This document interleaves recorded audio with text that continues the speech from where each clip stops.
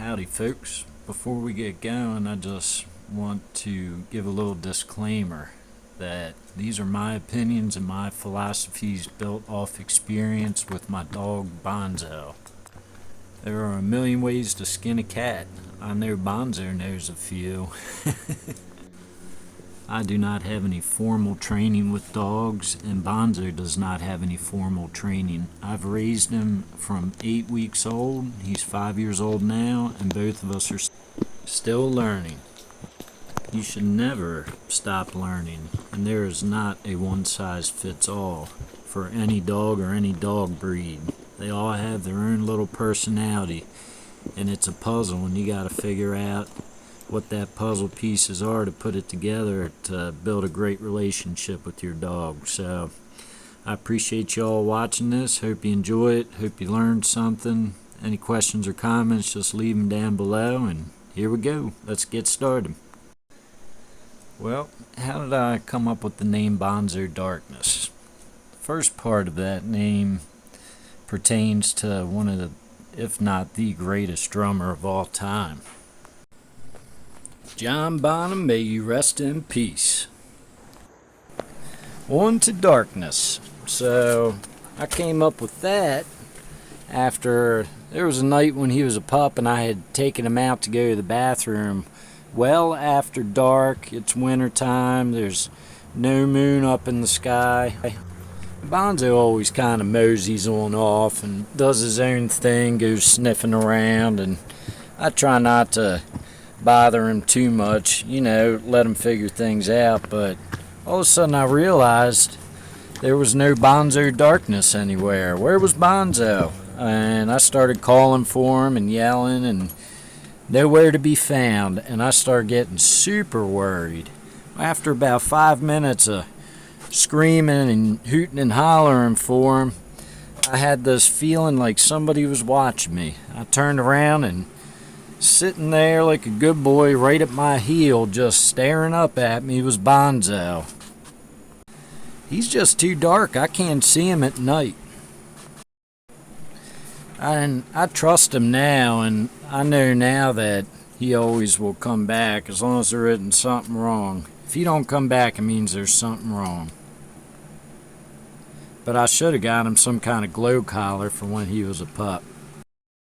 Hence, Bonzo Darkness. Bonzo is a Rottweiler Akita mix, and I got him as a pup while working on a horse farm. They bred purebred German Rottweilers there, and they had about 10 of them and 2 males. They were a really good, reputable breeder. They kept all the dogs out in these big, grassy, fenced-in areas, half an acre to an acre each. So they weren't crated in a basement somewhere like some of these buttheads do with breeding their dogs. But I guess this was the second or third time it happened. One of the females was in heat, and this big old sneaky dog, he came out of the mountain, jumped chest-high fence, got the female pregnant. Now, they couldn't sell those puppies, and they didn't want anybody to know about their prized show dogs having mixed puppies. So they would give those puppies away. And it just so happened I was working on the horse farm at the time, and baby, I ended up getting one of those puppies. They gave me one. Now, a family that got one of these pups out of one of these litters went and did a DNA test because they were really curious as to this male dog. And the results came back that the dominant gene in the male is an Akita, a Japanese hunting and fighting dog. And that dog is not a dog that first-time dog owners should try and take on. They can be dangerous, and they definitely need some formal training, and you need to be the boss. And if you can't be the boss in your dog relationship, then I would just count that breed out. They need a lot of time outdoors and a lot of physical activity and mind stimulation. And if you don't do that, then you have a ticking time bomb to somebody getting bit when they walk on your property, or, even you getting bit as the owner. What do you think of that? That would not be fun with that kind of dog. Any dog. Rotties, now, they are, if you've ever had one or know anybody that's had one, at least in my experience, they are, man, they are such a wonderful family dog and such a loyal guard dog. And it's all on how you raise them, you know? And that goes with, I mean, there are bad dogs out there, but it's less than 0.1% of the dogs out there are born bad. People can manipulate dogs into being different things and your lifestyle. And if you want a guard dog, you can get them trained to be a guard dog. If you want an attack dog, you can get them trained to be an attack dog, bomb sniffing dog, police dogs, or a lap dog. But bigger dogs, they need more than just be sitting on the sofa eating Cheetos all day. So I had to make a big decision with getting Bonzo. Would I be able to give him what he needs? That is a big question that every dog owner should ask before they get a dog, and really do some research on the dog that you're looking into getting. If you live in an apartment on the 15th floor and you're working 12 hours a day to come home and walk your dog around the block once a night for 15 minutes, you do not want to get yourself a Belgian Malinois. You know, different dogs need different stimulation. There's working dogs out there and there's fat little sofa dogs. You know, just do your research before you go getting a dog. That's all I'm saying.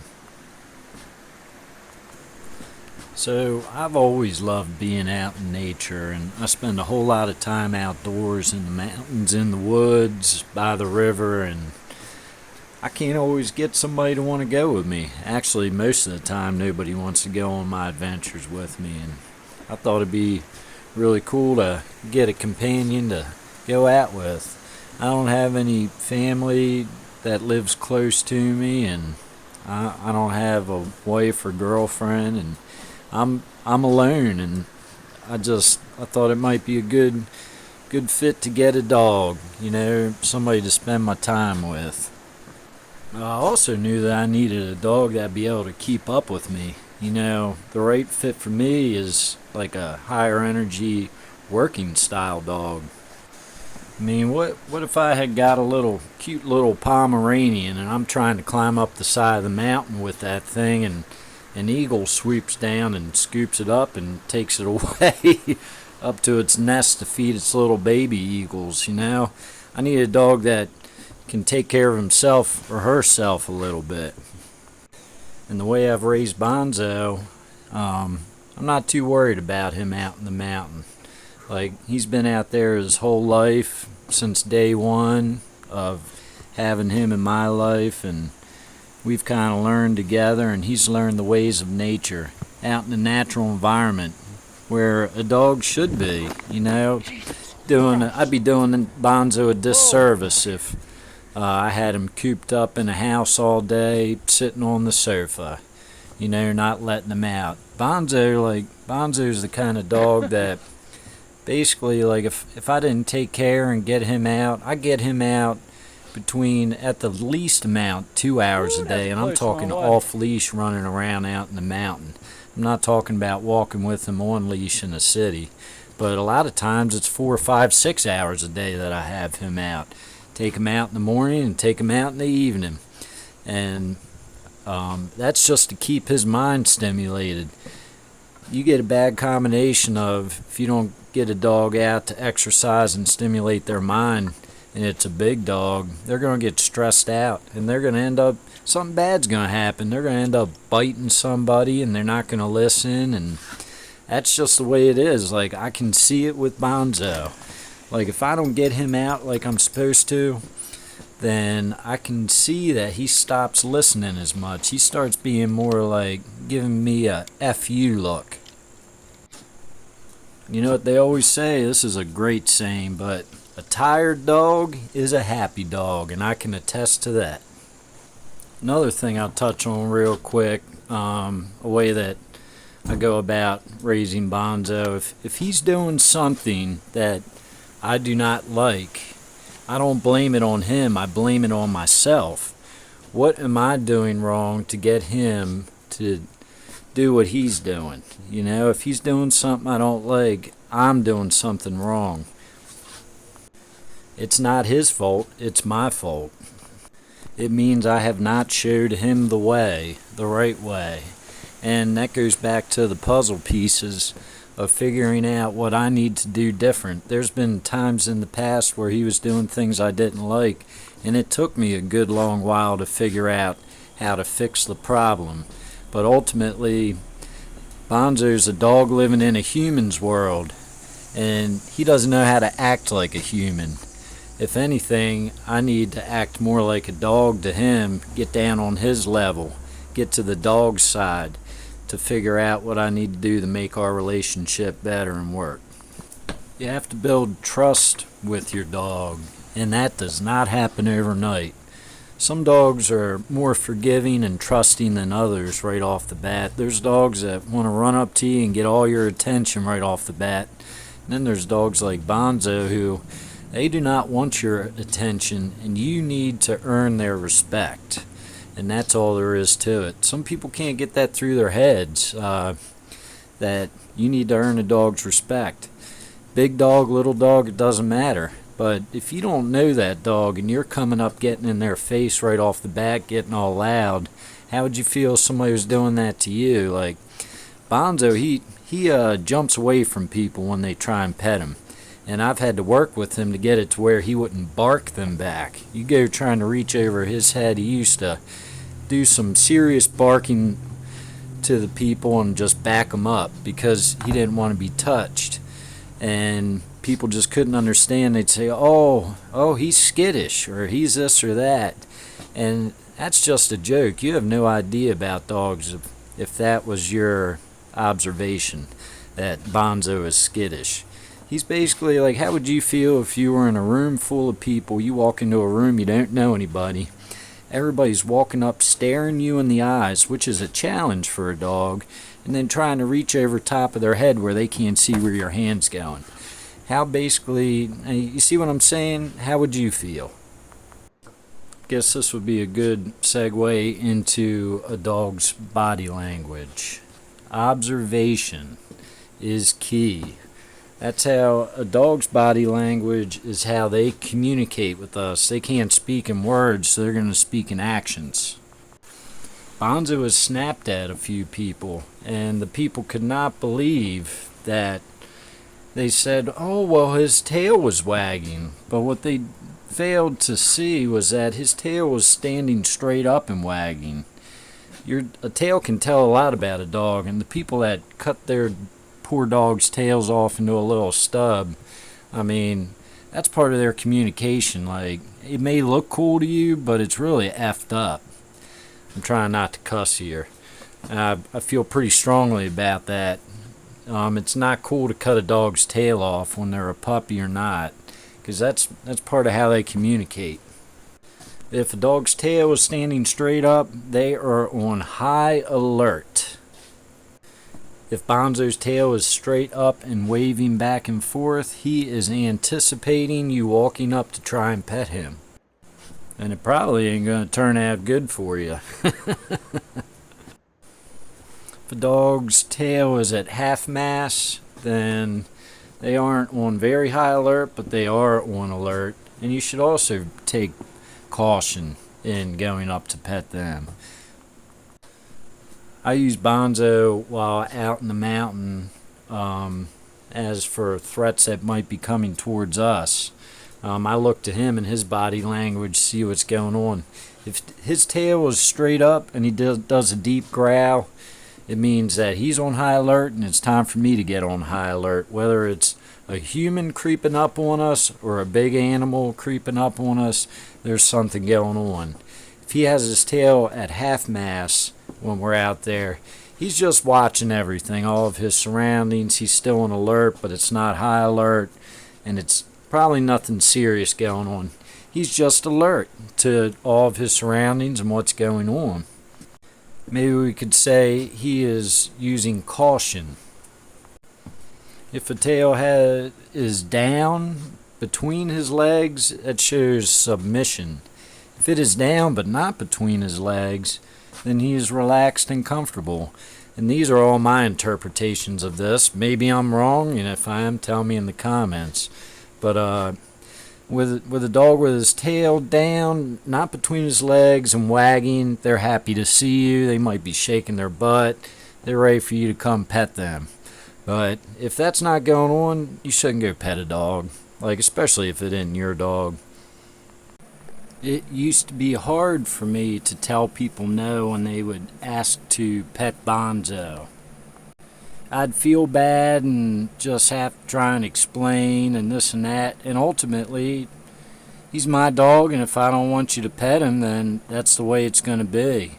If he doesn't want you to pet him, then I've got to be the one to kind of deter you from that, because if I leave it up to Bonzo and one day he bites somebody because they were trying to get up in his face and pet him, or, look at it this way. You get down in a dog's face and you're smiling because you're happy, what you're doing is you're showing your teeth to a dog. They could interpret it as something else besides your joy for being in this dog's face.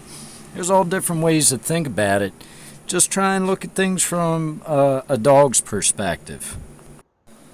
This guy told me a story once about how he was holding his Chihuahua in his arms, and his friend, who the Chihuahua didn't know, was smiling and got his face up in the Chihuahua's face, and the Chihuahua literally bit the guy's nose off. And what do y'all think about that? That's not something I'd like to have happen.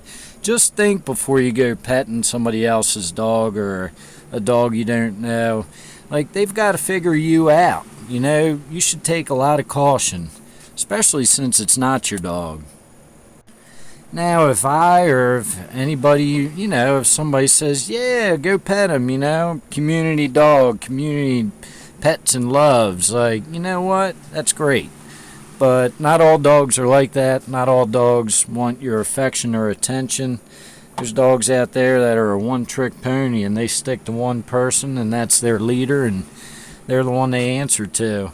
I think it's kind of funny. I'll be out around my friends and stuff, even the ones that Bonzo really likes, and they'll try and say, come on, Bonzo, or tell him to do something, and maybe I'll try and get a picture of it sometime. You should see the look he gives them. Just like, yeah, right, I'm not listening to you. You don't feed me, you don't give me shelter, you don't give me water, and those are some of the main things. You don't protect me. Those are some of the main things a dog looks for in their handler. And that's why a dog sticks by you. A lot of people want to think, my dog loves me, and this and that. Dogs, like, in my opinion, probably don't have an actual feeling like a human of love. I feel like a dog shows their love to a human by their loyalty. Let me say that again. A dog shows their love to a human by their loyalty to that human. Probably not because they feel all warm and fuzzy inside. I'm sure some of y'all will disagree with me, and go ahead and leave it down in the comments. These are my opinions. Those are your opinions. And at the moment, whether it's an illusion or not, we kind of still live in a free world here. Now, don't get me wrong. I mean, do I think Bonzo enjoys my affection when I show it to him? Absolutely. Do I enjoy Bonzo's affection when he shows it to me? Absolutely. But I'm not non-stop all the time just giving him love all day. I don't give him love all day. I don't give him treats all day. It's kind of like in a wolf pack. Do you see the alpha in the wolf pack going around and just playing with all the other dogs all day and loving on them and this and that? Nah, he's regulating and keeping things in line. Now in the evening, after a hard day of running around the mountain, when we get up in the bed, I give him some love. I give him some scratches, and maybe if it was a long hard day of running through the mountain, like, I'll give him like a nice little dog massage, things like that, to show my affection to him. And he knows that I think he knows that's the time it's going to happen, if any. It's not happening during the day. During the day, I'm on guard and he's on guard. He's watching my back and I'm watching his back, which doesn't need to happen all the time, but it feels good to have somebody watching my back because I don't really know too many people that would have my back, but Bonzo would, and that is the beauty of having a dog. It's kind of like, I know if I was getting attacked by a bear when I was out there, he would run in and try and help me. So you know what? This may sound crazy, but if he was getting attacked by a bear, it's a hard decision. I can't say for sure unless I was actually in that situation. But it's probably going to be me and Bonzo fighting that bear till it runs away or one of us gets eaten. Because I'm not going to leave him behind. He's part of my pack as much as I'm part of his. And he's my brother. It's a bond that I hope is never broken. I think he realizes that in some kind of dog ideology, some kind of doggy way, and that goes back to the loyalty and respect that your dog gives to you and you give to your dog. Thousands of years ago, wolf and man kind of started bonding together they figured out, they both figured out that if they worked together, it'd be easier to survive. And somewhere along the line, through many, many different breeds and all kinds of weird stuff that I couldn't explain, now you've got little Shih Tzus and ugly dogs and pretty dogs and big dogs and small dogs, and it's pretty amazing that all these dogs, all these breeds in the world nowadays, I mean, they all originated from the wolf. Knowing that, I have studied a whole lot in wolf pack hierarchy, ideology. I've read a bunch of books on wolf behavior. I've read a bunch of books on animal behavior. And then just studying Bonzo's behavior. I can't emphasize that enough. Just watch your dog. Study your dog. Watch how he's acting. If you have a brain about you, you'll be able to start seeing some patterns and figuring some things out. And you might actually start learning something. He might start telling you something that he's been trying to tell you the whole time, but you're just now figuring it out. And it'll make your relationship better with that dog. It'll bond you even more. And it's just something super cool. Maybe just pay attention a little more. There's so much to be learned about life in general from your dog. And I appreciate y'all watching.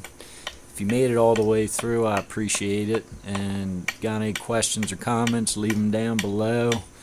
I'm sure there's things I've left out that I would have liked to talk about, but maybe if y'all enjoyed this video, I'll put another one out about me and Bonzo sometime. But until then, hope y'all have a good one, and I'll catch you on the next one.